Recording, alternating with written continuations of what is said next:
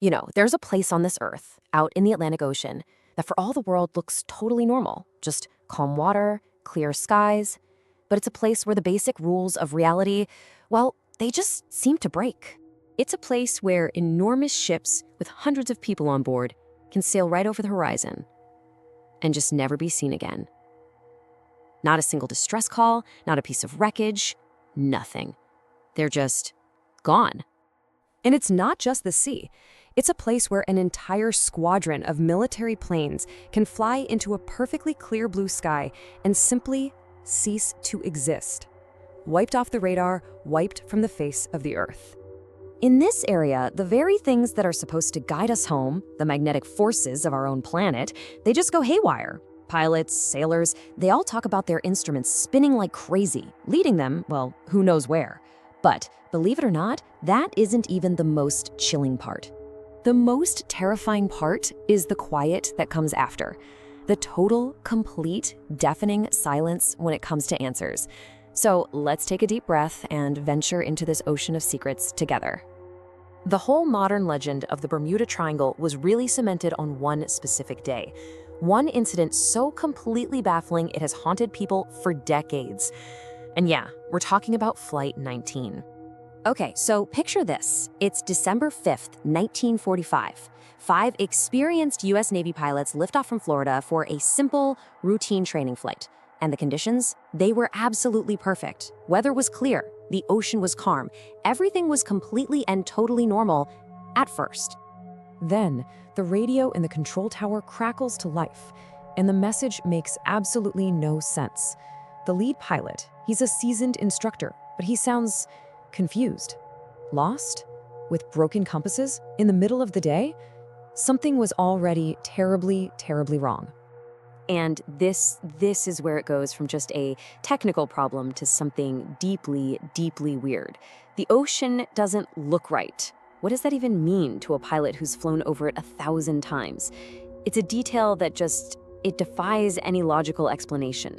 After one last garbled message where the pilot just said, "Everything is wrong," there was nothing, only static. And just like that, all 5 U.S. Navy planes were gone. And with them, 14 trained, experienced crew members, erased from the sky without leaving a single trace behind. Of course, an alarm goes out immediately. A massive search and rescue mission kicks off.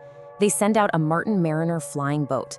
This is a big, tough rescue aircraft with a crew of 13, and they send it right to the squadron's last known location.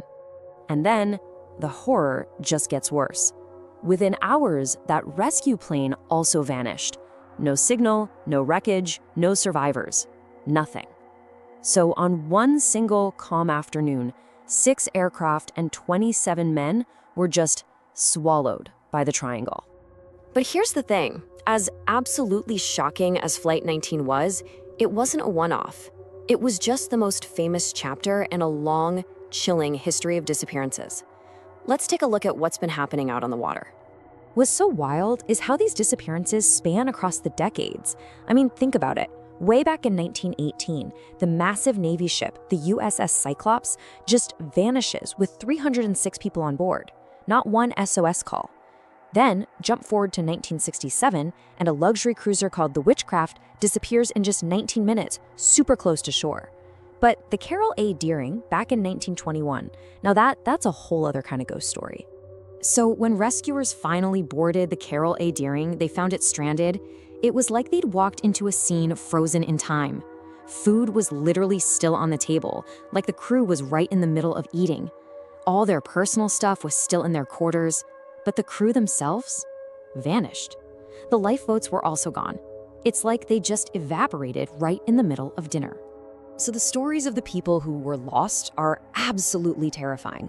But what about the stories of the few who went into the triangle and somehow managed to make it back out? Their stories might be even more disturbing. One of the weirdest things that survivors talk about over and over again is something they call electronic fog. Now, this is not your average sea mist. People describe it as this strange, sometimes glowing cloud that just appears out of nowhere. And when it does, it messes with all their electronics, and even crazier, it seems to mess with time itself. Let me walk you through what they say happens. A pilot sees this weird, almost solid-looking cloud up ahead. Before they can even think to turn, they're inside it. And instantly, their compasses just start spinning, the radio fills with static, and the sky goes from bright sunny day to pitch black. But the most disorienting part? They all talk about losing time, feeling like hours went by when it was really just minutes.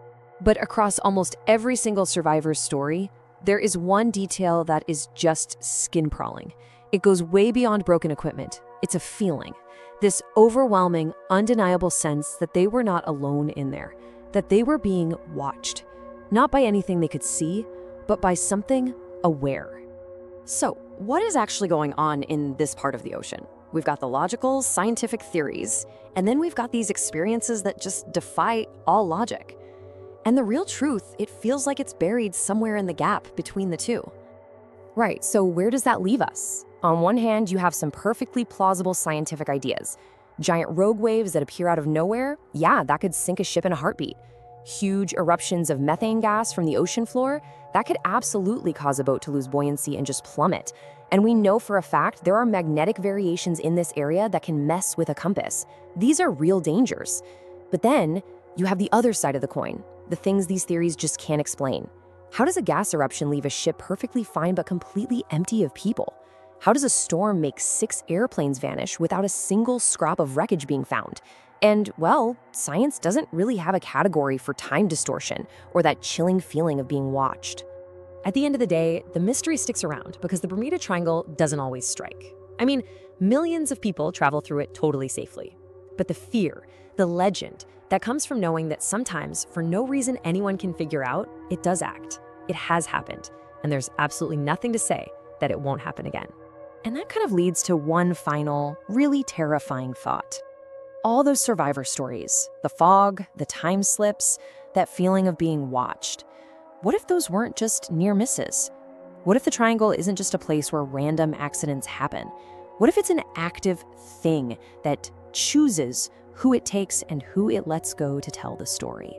Because for every single story we have of a harrowing escape, we have to remember the hundreds of others.